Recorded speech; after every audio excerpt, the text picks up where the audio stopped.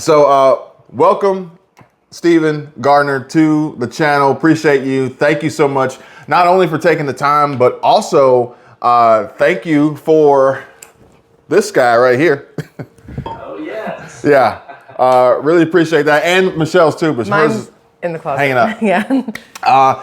And also, congratulations for all your success. And also, thank you for sharing your audience, because I got a lot of people commenting saying that they came over from Stephen Gardner's channel. Oh, good. Excellent. I love hearing that.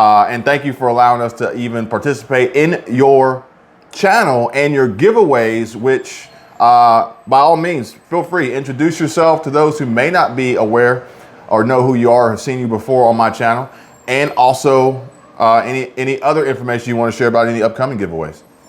Absolutely. My name is Stephen Gardner. I have a YouTube channel with 1.25 million subscribers. I've been on YouTube for about 14 years, but it didn't really take off until about the 13th year.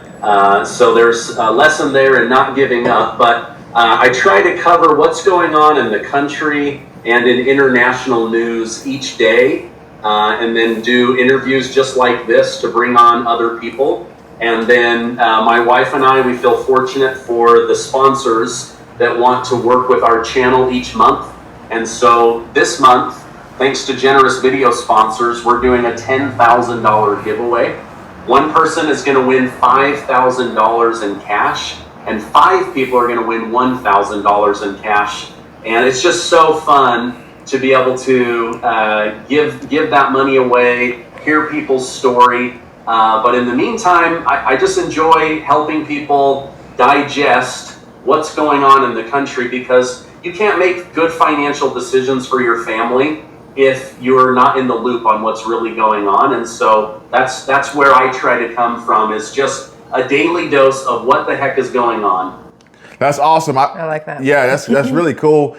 We're going to get into it. I want to let everybody know what we have in store. We're going to talk a little bit about, what's going on in the White House, the economy, your personal finances, business finances, war, conflicts, and a variety of other things.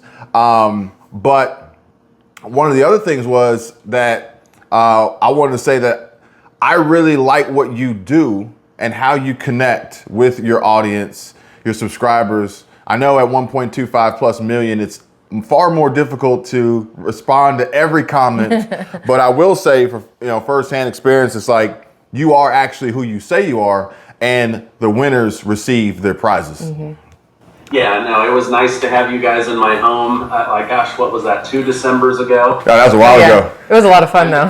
Time to come through Utah again, but yeah, I mean, every now and then people accuse me of not giving away the money, and I just think, oh my gosh, you know how much trouble I would get in if I wasn't really doing these? Like, I have a lawyer that oversees everything. The winners are randomly generated, so I'm not biased in any way. So anyway, it's exciting to be a part of that. And then just help people with, understanding what's really going on, because the mainstream media today, they have a narrative that they try to plug stories into in order to keep it moving forward. And I just like to cover those stories. I don't care who you vote for. I don't care about your religious beliefs, your political beliefs. I just want to tell you the news and get it from multiple sources, and then say, okay, here's what I think is really going on. No, that's a similar format to what Michelle does, and she takes the information, connects the dots, but also tries to analyze how they're saying what's being said. Mm-hmm. What the underlying tone is in whatever article is written, to give you the idea of what they want you to believe, what they want you to hear from it. And so, how to focus on what is actually being said as opposed to what they want you to hear. Yes, absolutely. Mm-hmm. Now, speaking of getting started, you said you've been doing this for 14, but it took off around 13. And obviously, that was where I would assume a majority of your audience got to know you with your daily or almost daily, maybe, stimulus updates. And just recently, I came across something from, was it Ilhan Omar and her possible discussions of just doing that. Again, stimulus checks for the people like through this support act, $1,200 for adults, $600 for children. Now, I know you even had Gerald Celente on your channel here recently, American business consultant. Not to go too far into it, but what do you think about the future of stimulus checks and this way of potentially supporting some of America's people financially? Yeah, I cover the Russia-Ukraine war a lot, and I covered the stimulus check situation very heavily when we were all in lockdown. If there is going to be some kind of stimulus check, it's not going to be able to be under the context of COVID. It's going to have to be under the context of, we finally care about the American people.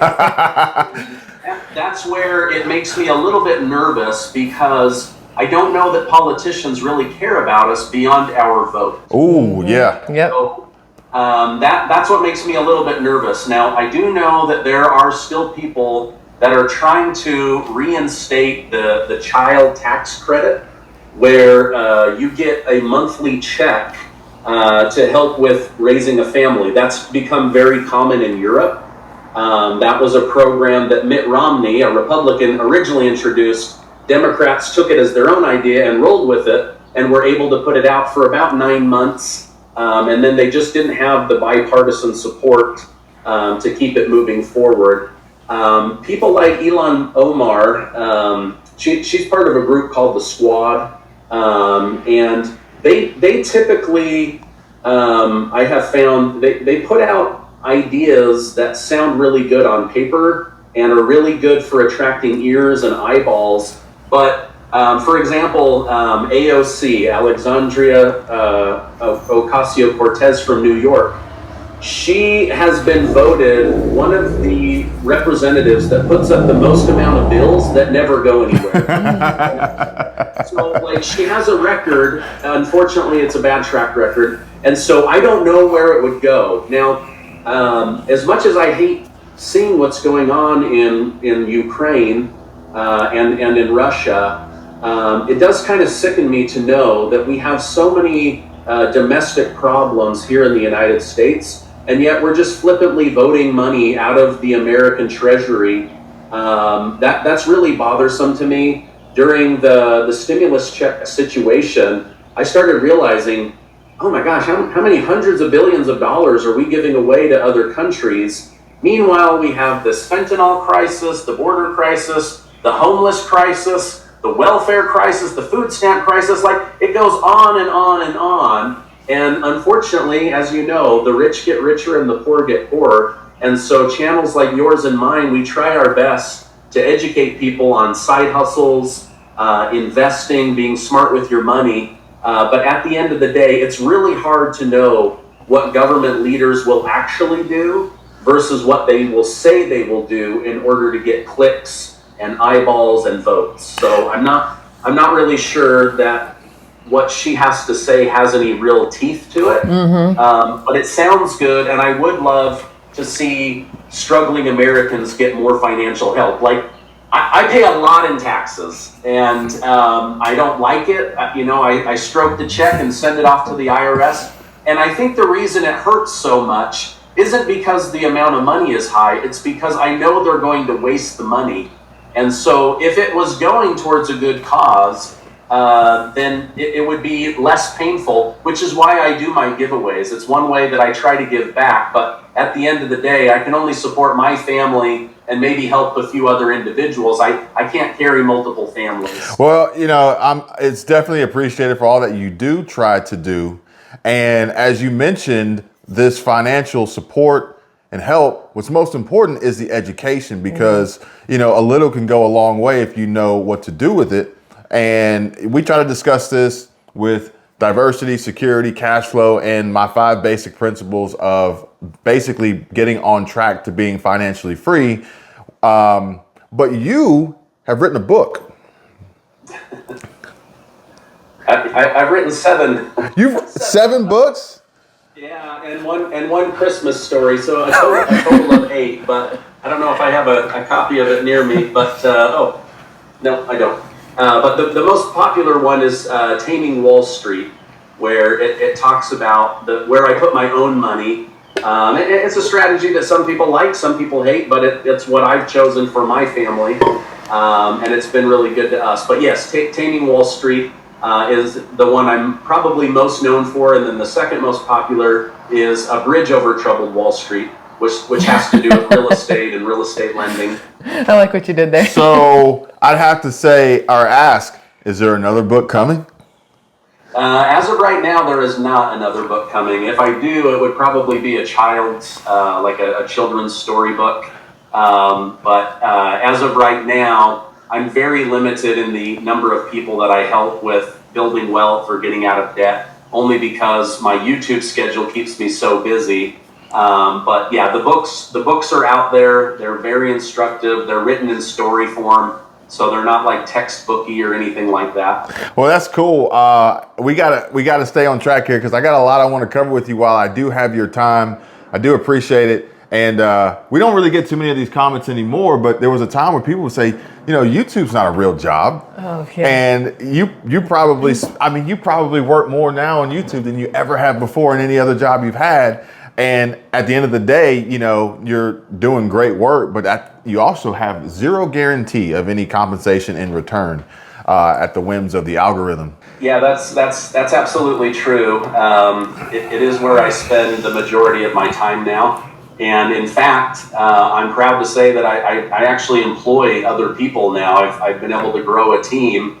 And so I've become a center of financial help for other people that help work on my channel. That's awesome. Yeah, and that's been a really good feeling that way to grow and expand. But yes, it can be it can be a very frustrating and rewarding. People tell me all the time, how do you grow a channel to 1 million? I say, I don't know. If I knew, I would write a book about it and I would leave YouTube.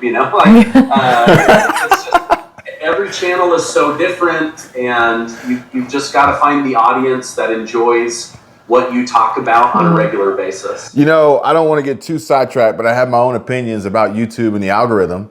And let's just say, for instance, you could grow a channel to 1 million easily, but you average 100 to 200,000 views a video. What would be the difference of having a channel with 200,000 subscribers when you're, the views, depending on what your objective is and what your goals are, sometimes people get hung up on the subscriber count, or even they'll say, well, how much you get paid per subscriber, how much you get paid per like, and there's way more to it than that. But speaking of these, just a little bit from the White House and, like you mentioned before, getting votes, putting up bills, getting people excited, getting people talking, getting votes.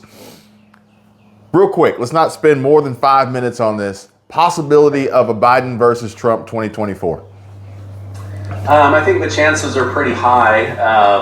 I thought maybe it might be Trump and Ron DeSantis, and they'd have to kind of battle it out for the primary. And then I think it will be Joe Biden and maybe Robert Kennedy Jr., although the media, trashes him pretty heavily. Even though I believe he's a really good human being. So I think what's going on is I think Democrats want to be done with Biden, but it's really hard to unseat an incumbent. And so they might throw their weight behind the devil they know versus the devil they don't. Same thing in the Republican side. Trump is the devil they know, but not necessarily the devil they want. But, it is really tricky. But I think the Democrats have possibly set Trump up to be the only person that can run, because he has raised more money off of being indicted, and his popularity has gone up simply because I don't think most people care whether he slept with Stormy Daniel in 2006. They care that the justice system seems to be targeting people that are going after the presidential seat. And so versus actually going after criminals. Yeah, I mean, even just this week, District Attorney Alvin Braggs from New York, they brought him in to testify about why he was doing that. And this was, I don't think they were expecting this, but it was a pretty brilliant move on the Senate side. They had close to a dozen people whose families had been negatively affected by being soft on crime that came and testified. And these people got to say to his face, you let somebody out on a minor crime that raped my daughter, or that broke into my house, that killed my child, that was involved in a mugging that went wrong and ended up with death at our family. And so those things went out on the public news, and it was like, wait a minute, why is New York so soft on crime? And why is San Francisco so soft on crime? Like, you can literally steal $999 every day in San Francisco, and they nothing. Don't do anything. Yeah. So how do you operate a business with merchandise where you can literally have thousands of people steal from you every day, and the police are like, we're handcuffed. We can't do anything. We can't handcuff you. You can't. Because of the rules. Yeah. You can't, and ultimately you don't. Sorry. Yeah. Yeah, so anyway, again, my point is that the American people are seeing this, and it's not necessarily making them say, oh, we want Trump, orange man bad is now orange man good. I don't think that it's that simple. They're simply saying, wow, in a third world country or Russia, that's where you lock up your political opponent, not the United States. What's going on? And so it's making people think differently. And speaking of which, I saw Trump briefly on Fox News. I think it was with Hannity or maybe with Tucker Carlson. And he mentioned what he could potentially do if, he were to win, even before he took office. Can Trump put an end to the war? I don't know about that. He says he would end it in 24 hours. I do believe he would go about it very, very differently. For example, most people don't know this, but there's almost no communication happening between the Pentagon and the Kremlin and the White House and Moscow. And that's really, really dangerous. Putin feels so backed into a corner, they won't even take phone calls from the United States anymore. The only back channel they have is through the military to make sure that they're not killing each other in Syria as they steal oil from the Syrian people. But it's a little bit dangerous that way. I do think Trump would probably be pretty insistent on calling on Putin. Hey, we've had a good relationship in the past. Return my phone call. I think there would be a lot of effort to do that. I think that he would probably immediately cut off money to Ukraine and say, you guys get to the talking table because there's no more money or weapons coming. I think that would change everything. I do think things would be a little bit different, but would it end within 24 hours? I don't know. Would it be totally different? I don't know. I do think we may not have had this war to begin with if Trump was in office. And the reason being is most people didn't know how Trump would react militarily, and that put them on edge. For example, it's a big no-no to target and basically assassinate a top general of another country. And yet Trump called for a kill shot against General Soleimani of Iran. And the world was like shocked, like, whoa, nobody ever does this. And he was like, you killed our people, I take you out. And so it just made people really nervous. And then instead of fighting with North Korea, he's like, hey, why don't we meet? Why don't we I'll come to your country and we'll shake hands, unarmed, and let's try to find a resolution to this. And they said, oh, he's crazy for talking to North Korea. Well, North Korea stopped working on their nuclear program. They stopped firing rockets over Japan. There was a lot of things. So again, I can't say what the outcome would be, but I can say that the approach would have been very different. But again, I don't know what the outcome would have been. Yeah, and the outcome is like very, very questionable as these new reports continuously are released and new dialogue unfolds, with the most recent being this espionage act of this 21-year-old at the Pentagon. And now, ultimately, from what I understand, releasing information, revealing Taiwan's weaknesses, being unprepared for an attack. What do you think about this? Now, I know you've had direct interviews and intel from Colonel McGregor, Colonel Tony Schaefer. You spoke with Scott Ritter and others. What are we potentially not being told about these documents? Yeah, I'll be on with Colonel Tony Schaefer here in about 30 minutes to get more details on it. But basically, my understanding is this 21-year-old National Guard airman who should have zero access to the reports that only the Joint Chief of Staff, the highest in the military under the President of the United States, receives, and somehow was able to leak those and disseminate that information, and it went on for weeks and months undetected. Something doesn't smell right about all of this. Either there are way more weaknesses at the Pentagon, or this person was potentially being set up, fed information. Don't put it past the White House to release information, condemn the release of that information, and then go off of, start a new plan based off of what the American public know.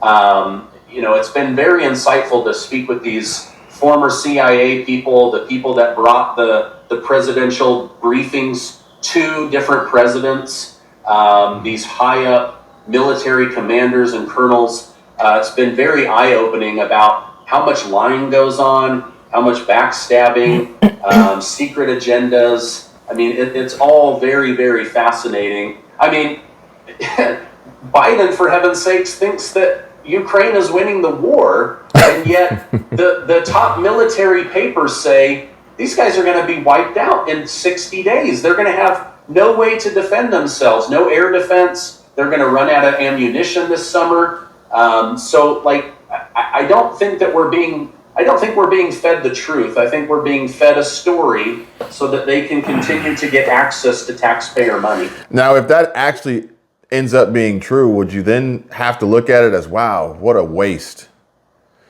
All the money, all the resources. Yeah, I mean, there's a journalist, I don't know if you've heard the name Seymour Hersh, but he is the number one most reputable former New York Times journalist in the world. And he broke several major stories in the past. He's the one that broke the story that Biden ordered the hit on Nord Stream. Nord Stream 2 pipeline. That's what I thought. Okay? That guy last week came out with a new report from CIA Intel showing that the US government and the CIA know for a fact the top people in the Ukrainian government have stolen over $400 million of taxpayer money, and they have a list of who the people are, and President Zelensky's one of them. So it's that we know for a fact, up until it was time to defend Ukraine, everything they ever said about Ukraine is it's the most corrupt country in Europe. It's the most corrupt country in Europe. It was so corrupt, in fact, the United States did a coup and installed the government they wanted back in 2014.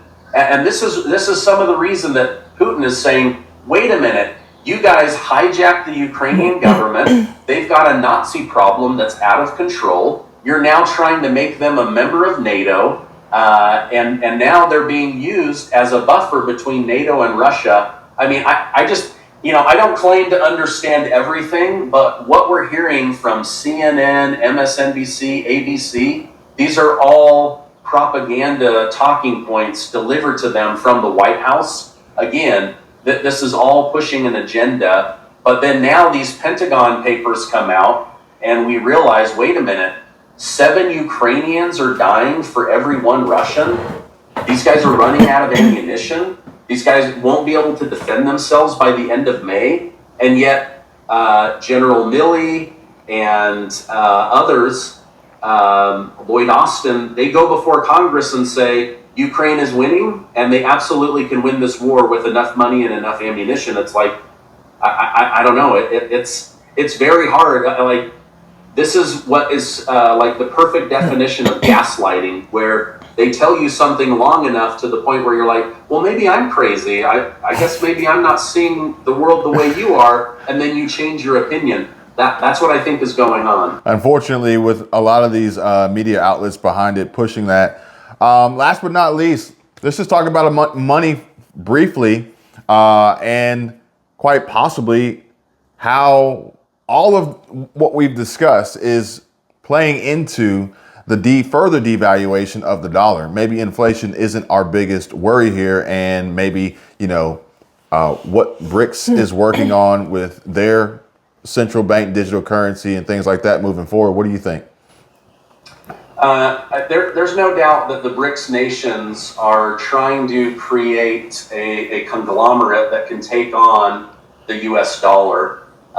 Will it happen overnight? I don't think so, but one of the crazy parts about the amount of money that the United States prints and disseminates is that is one of the key factors in why the US dollar stays dominant, is there's enough dollars for the globe to operate, where there's not enough rubles, there's not enough yuan, there's not enough whatever they use in Brazil, pesos or something, and so it is a dominant thing. The United States, it used to be backed by gold. Now it's backed by, people think it's backed by oil. It's actually backed by the military, right? The military presence is one of the major reasons that the US dollar stays in command. Is we've got, like over 100 bases in close to 100 countries. But here's what's happening. Under the Biden administration, we're losing our reputation. We're losing our power. We're losing our ability to influence. So China is stepping in and they're saying, well, we don't want to attack you, but we're going to broker a peace deal between Saudi Arabia and Iran. Your two enemies. And now your enemies are frenemies. And just yesterday, Israel said, we're being snubbed by President Biden. We're going to turn to China for diplomacy between Israel and Iran. That story just broke last night. So all of these countries are now turning to China as the superpower. That doesn't mean China is the superpower, but China wants to become the next superpower. The biggest problem that China is going to have, from what I've researched, is their population is going to collapse in the next 20 years. And so as big as they get, there won't be enough Chinese people to sustain what they've built. And so I believe that's why they're trying to infiltrate the globe, so that when they don't have enough population, they kind of do, because they have Brazil and they have Russia and they have all these other people that will sustain their empire. But their population, more of their population is over the age of 50 than under. They're not having enough children. And so you have this aging population that's going to run out of money and bodies, and then you have this younger population that has no money. They're not marrying, they're not having children, and so it's a really big problem. The reason I think the United States will remain dominant isn't because we're good at pumping out babies, because we're not. It's because all of these people are wanting to come into our country, and so by coming into our country, we will be able to sustain our population and keep kicking the can down the road, keep the Ponzi scheme going for longer than China. And so anyway, all of this, geopolitical stuff is all really, really interesting. And so anyway, that's how I see it from my small little vantage point in Utah. But it's all really, really fascinating, and it's all really scary, because things can turn on a dime really quickly, where, all of a sudden houses were affordable and rates were cheap, and then they were unaffordable and rates were really expensive. People are losing money in the stock market. The bond market is, making people nervous. And then from there you get mixed voices, where some are saying this is going to be the best comeback year ever, and others are saying, are you kidding me? The S&P 500 is going to drop another 20%. So it's really hard to know. I don't have a crystal ball for what's going forward, but I do know that, working hard to make a good living, controlling your expenses, controlling your debt, and being a good saver who then invests, those are the people that are going to continue to get ahead. And really, those are just the basics. And so you don't have to be a Warren Buffett, you don't have to be a Jamie Dimon. Just do the basics and be a good saver, control your debt. Those are some of the very key basic things to getting ahead. And still, I still believe in the American dream. America is not a perfect country, and we're trying to become a more perfect union, but we got a long way to go. But I still believe in America. I still believe in the American dream. Well, I don't want to get on another topic because then we'll go over time. But interestingly enough, you mentioned just the basics, saving money, which is what I talk about, making more, spending less, having a budget, getting out of high interest debt, saving and investing. But you probably have come across this question a lot in your time as a creator on YouTube and the content that you put out for your audience. And it's, well, I don't have any money to save. I don't have any money to invest. I'm on a fixed income, SSI, SSDI, whatever it may be. What's the simple path to get on the right track when you're in that situation? I've struggled with that question for 3 years now, because being dependent on the government is a really hard position to be in. And so I'm not really sure. Like, people would ask me, how do I get really wealthy? And it would be like, okay, you're asking me for a custom tailored suit with no material to work with. And so you've got to go get material.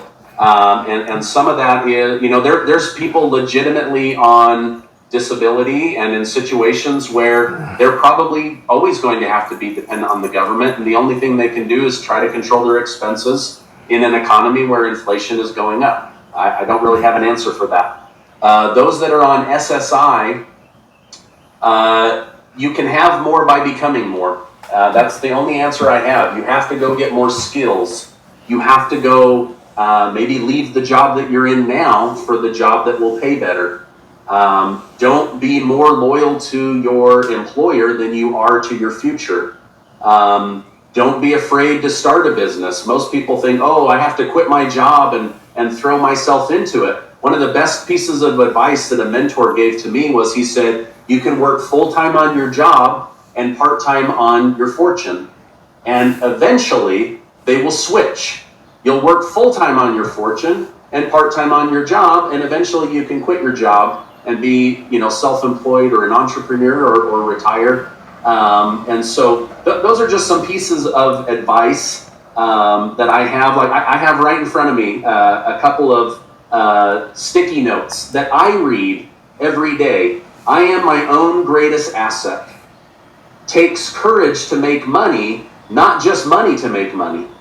Like, people think, oh, that's very true. I've got to have money to make money. No, you have to have courage to make money, and then you can get your money earning money. I also have in front of me, if you can't imagine money in your life, then it's never going to show up in reality. Like, if you can't even imagine having money, then it's almost like you're blocking it from entering your life.